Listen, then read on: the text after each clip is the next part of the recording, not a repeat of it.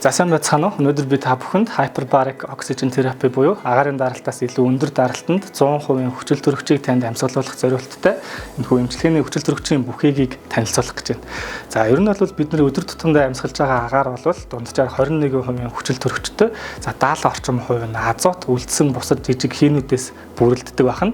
За тэгээ бидний өдөр тутамдаа ингэж байгаа агаарын даралт бол та одоо хэр өндөр нам бүсэд байна гэдгээс харилцан адилгүй жоохон өөрчлөгддөг ч гэсэн ерөнхийдөө бол нэг ATA даралт нь байна гэж үздэг. За ATA гэдэг нь болохоор absolute atmosphere гэсэн үгний товчлол юм байна. За тэгэхээр энэхүү бүхийг дотор орсноор та энгийн агаарын даралтаас 1.2-оос 3 дахин өндөр агаарын даралтанд за хэвийн үедээ 20% хүчил төрөгч амьсгалдаг бол энэ чамбар дотор 100% хүчил төрөгчийг амьсгална л гэсэн үг. За тэгээд эмчилгээнийхээ зорилго болон чиглэлээс хамаарат мөн таны агаарын даралтыг төсвөрлөх чадамжаас хамааран 15 минутаас 30 минут хүртэлх хугацаанд энэхүү бүхийг дотор та өнгөрүүлэх юм байна. За тэгээд энэхүү хүчил төрөгчийн бүхийг болгон ерөнхийдөө адилхан гэсэн үг биш. Зориултаасаа хамаарат янз бүр байдаг. За би яагаад ингэж хэлж байгаа гэхээр энэ хүчил төрөгчийн эмчилгээг ерөнхий wellness болон сэргээн засах, за тэгээд спортын атлетик чадварыг дэмжих, за тэгээд таны нойр болон амьдралын чанарт дархлааг сэргээх зориултаар нь нэг өөр газар ашигладаг. За тэрний жишээ бол энэ OxyPro гэдэг энэ төхөөрөмж юм аа. Тэгэхээр энэ төхөөрөмж маань бол нэг certified atmosphere даралт нь 1.5. За тэгээд энэ ч нь бол maximum 1.4 гэсэн бичгтэй байгаа. За энэ бол бусад одоо адилхан зориулттай wellness хүчил төрөгчийн аппаратууд дундаа бол хамгийн өндөр даралтаар хамгийн үр дүнтэйгээ танд нөлөөлөх боломжтой аппарат нь гэсэн үг. За харин зөвхөн одоо энэ wellness чиглэлээр биш бүр яг ангаах ухаанд эмчилгээний зориултаар хэд хэдэн байдлаар ашигладаг. За тэр бол одоо хүнд зэргийн түлэгдэлт байна. За эсвэл эдгэрхгүй байгаа шархнууд, ялангуяа одоо чихрийн шижингийн үеийн эдгэрхгүй байгаа шархнууд, за эсвэл одоо агаарын бохирдол одоо хордлогууд, ялангуяа одоо нүүрсний утаа, ус төрөгчийн дутуу эсэл, нүүрс төрөгчийн дутуу эсэлтэй холбоотой хордлогуудын үед илүү өндөр даралтаар 2 ба түүнээс дээш максимум 3 хүртэлх өндөр даралтанд орж эмчилгээний зориултаар ашигладаг. Тэгэхээр энэ бол яг wellness зориулттай да хамгийн өндөр нөө гэж та ойлгож болно гэсэн үг.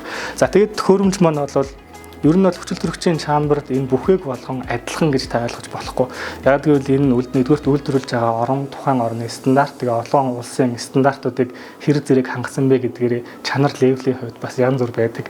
За өнөөдрийн миний яг өөртөө 100% итгэлтэйгээр танилцуулж байгаа OxyPro маань болохоор нэг шалтгаан нь энэ бол олон улстай олимпик тим хүлээн зөвшөөрөгдсөн олимпийн тамирчид сэргээн засах болон атлетик чадвараа нэмэгдүүлэх зорилгоор ашигладаг яг энэ брендийн төхөөрөмж байгаа.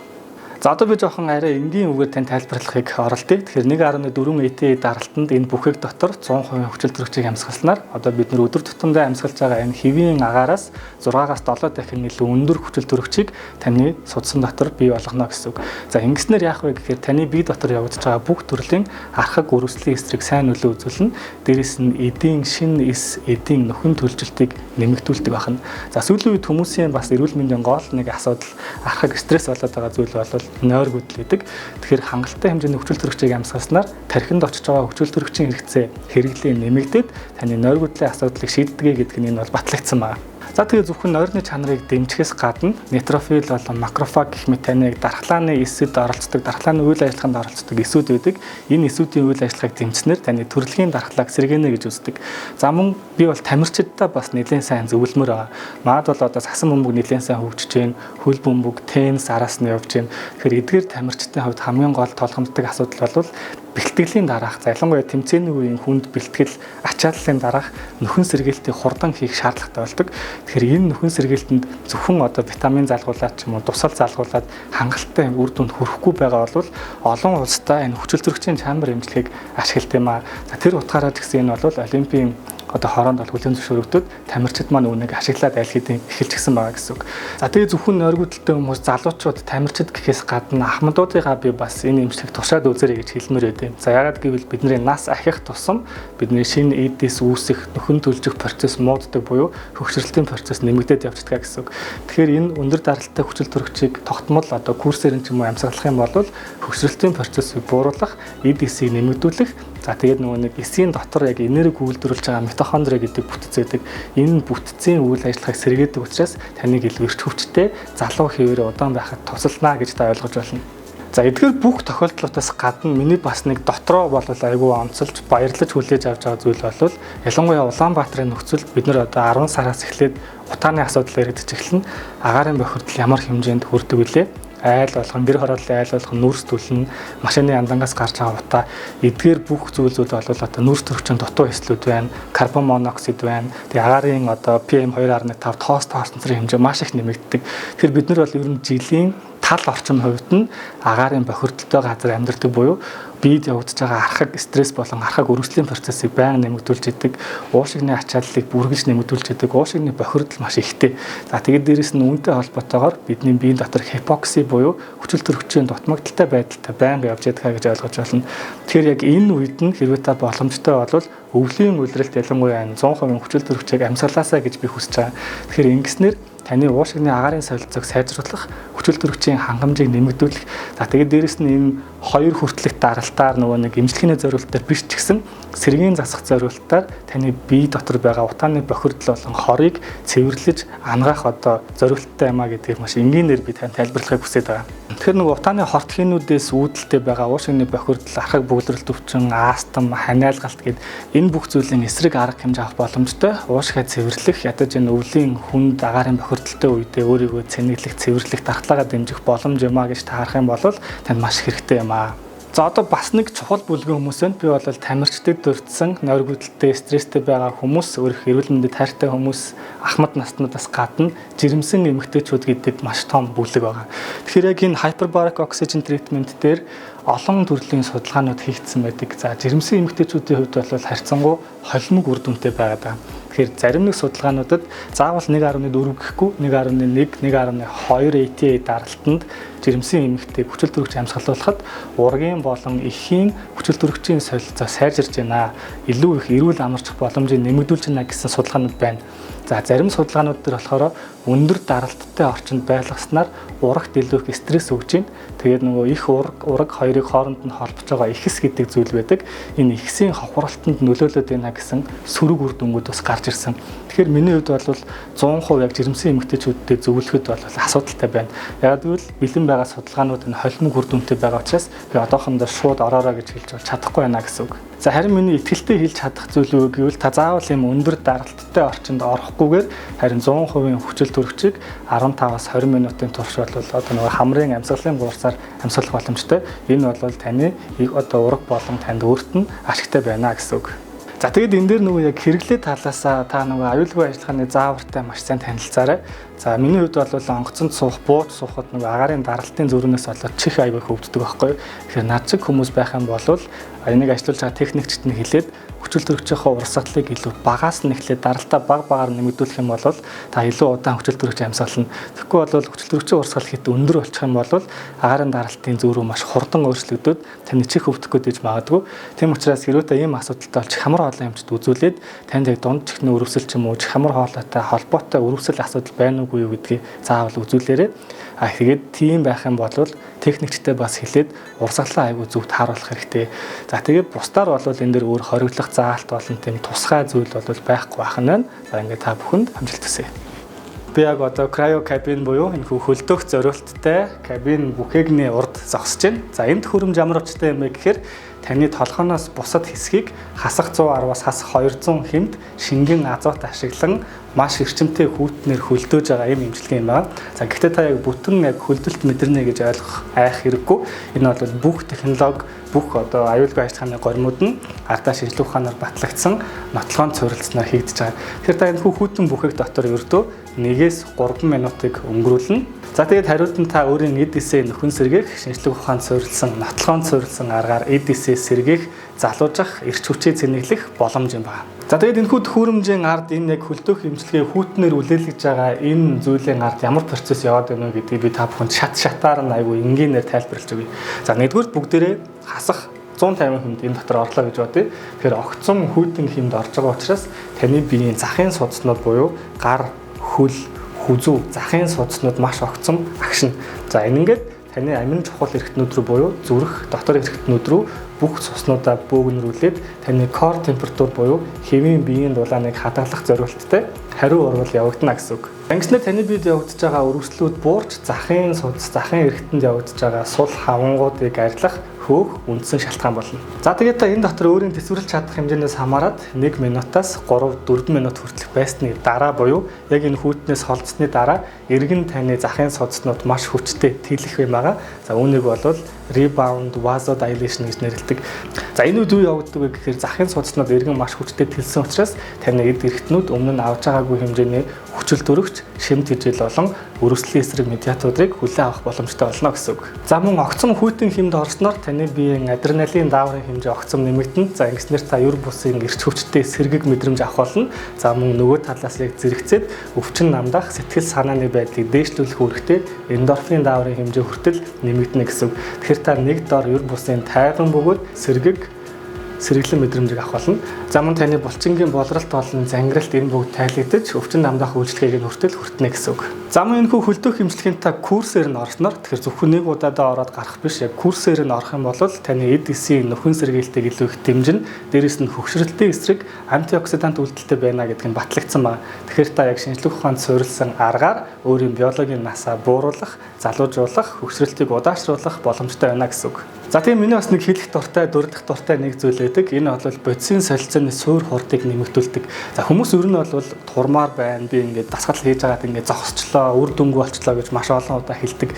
Энэ нь юу юм бэ гэхээр таны бие махбод шатааж байгаа ажилтгтыг дасцсан байна гэсэн үг. За хоёрдугаарт та зөвхөн фитнес дээр, жим дээр өнгөрүүлж байгаа цаг 30 минут 2 цагтаа анхаарат байна. Бусад үед нь таны шатааж байгаа ажилтлаг хангалттай биш байна гэсэн үг. Ягаад гэвэл та яг дасгал хийж явах үед идэвхтэй хэлбэрээр энерги шатаана, харин бусад 20 цагт нь 22 цагт нь таны бодисын солилцооны суур хурд үнийг зохицуулж идэг. Энэ бол таны нийт шатааж байгаа илчлэгийн 60-аас 70% дангаараа бүрдүүлж байгаа том үзүүлэлт юм аа. Тэгэхээр энэ хүү хөлдөх эмчилгээнд орсноор бодисын солилцооны суур хурд нэмэгдэнэ. Ягаад гэвэл таны биеийн температур хэвэн байх ёстой үеэсээ багасчдаг байна. Тэгэхээр үүнийг нэмэгдүүлэхийн тулд буюу core температурыг нэмэгдүүлээд хэвийн хэмжээнд аваачихын тулд таны бие өөрөөсөө маш их хэмжээний энергийг шаардах учраас бодисын солилцооны суур хурд нэмэгдэнэ. За тэгээд энэ хүн нэмэгдсэн байгаа хурд нь дараагийн 24 цаг хүртэл үргэлжилнэ гэхээр таны хүн эмчилгээнд ороод гартны дараах 24 цагта нийт бол 500-аас 1000 ккал хүртэлх энергийг шатаах боломжтой болно гэсэн. Энэ бол маш том давуу талуудын нэг. За эдгээр бүх үйлдэлийн механизм дээр нь тулгуурлаад одоо практикт ямар хүмүүс тогтмол ашиглаж байгааг гэвэл нэгдүгээрт топ зэрэгдлийн тамирчид орж байгаа. За эдгээр тамирчид болохоор бэлтгэлийн дараах болон тэмцээний дараах нөхөн сэргээлтэд хурцсах өөрийн эд эсээ сэргээх зорилгоор тогтмол орж идэг. За хоёрдугаар сүүлийн үед бол эмчнэр бас их зөвлөдөг болсон. За ялангуяа архаг өвдөлтүүд, үе мөчний өрөвсөл, ревматоид артрит зэрэг өвчнүүдийн үед өвдөлт бууруулах болон өрөвслийг намдаах, өрөвслийн процессыг бууруулж байгаа нь батлагдсан учраас бүтэн биеийн болон хэсэг газрын крио эмчилгээнүүдийг яг тэр өрөвссөн байгаа үе мөчн дээр бас ашиглахыг зөвлөдөг байгаа. Гуравдугаарт болохоор сэтгэл зүйн практикт бас ашиглаад байна. Ягаад гэвэл адреналин хэмжээ нэмэгдэн, эндорфин дааврын хэмжээ нэмэгддэг учраас таны сэтгэл түгшилт болон стресс, депрессийн эсрэг бас эерэг нөлөө үзүүлээд байгаа. Тэгэхээр ерөнхийдөө танд илүү жоохон ойр буулгах үүднээс нэг жишээ авъя. Манайхан өвлийн улиралд харсны усанд орно гэж ярьдэн шүү дээ. Харсны усанд орвол дархлаас иргэдэг, өвөл ханьд төрдөг, сэргэлэн цаваа болдог гэдэг. За эдгээр бүх зүйлийн чинь ард ийм механизм байгаа юм байна. Ингэж орох юм байна гэдгийг илүү сүүлийн үеийн технологиор баталгаан суурилсан хэлбэрээр бий болгосон төхөөрөмж юм аа. За хэдийгээр энэ маань ийм олон давуу талтай ч гэсэн за яг орж болохгүй хэдэн эсрэг заалтууд бас байдаг. За нэгдүгээр хүйтний харшил гэж манайхан ярьдаг. Халуун болон хүйтэн температурын зөрөөнд сэтэрдэг бүх төрлийн чонон хөрвөстэй хүмүүс бол энэ эмчилгээнд ороод дэмий байдаг. Яагаад гэвэл таны чонон хөрвөс арьсны өрөвсөл сэтэрх юм байна. За хоёрдугаар тогтмол даралт нь ихсдэг. Тэгээд даралтаа сайн хянаж чаддаггүй хүмүүс ахын бол энэ нөгөө судас огцом агшаад тэлэх үйлчлэг үзүүлэх учраас таны даралтыг маш их хэлбэлзүүлнэ. Тийм учраас зөвхөн даралтаа сайн хяндаг хүмүүс хэвийн үедээ орох юм бол болно. Харин даралт ихссэн байгаа үедээ орж болохгүй. За хоёрдугаар жирэмсэн эмэгтэйчүүдэд бас хориглох заалттай байдаг. За тэгээд зүрх судасны архаг өвчтөй, харгалтын дараах болон зүрхний шигдээсээр өвдөжсэн хүмүүс бас энэ хөрөмжөнд орох боломжгүй. Сүүлийн заалтууд нь бол васкулиттэй хүмүүс байдаг, судасны өрөвсөл байна. Васкулиттэй хүмүүс бол ер нь ховорч гэсэн өөрсдийнхөө он шиг мэдчихдэг учраас энэ хөрөмж рүү бити ороорой. Рейнаудын хам шинжгээд харьцангуй ховорч гэсэн Монголд бас тохиолддог энэ эмгэг байна. За энэ эмгэгтэй хүмүүс бол өөрсдийгөө мэдчихдэг учраас энэ хөрөмжөнд ороод хэрэггүй. Яагаад гэвэл хүйтний нөлөөгөөр захын жижиг артериул судсууд агшаад тухайн хэсгийн цусан хангамжийн дутагдалд ордог учраас аюултай гэж үздэг. За бусдаар танд эдгээр шинж тэмдэг болон заалтууд байхгүй бол энэ хөрөмжөнд ороод эд шидийг нь мэдрэх бүрэн боломжтой. За одоо энэ болохоор түрүүний миний тайлбарласан нөгөө том крио чамбрын илүү жижиглсэн хэлбэр буюу хэсэгчилсэн крио эмчилгээ гэж нэрлэж байгаа.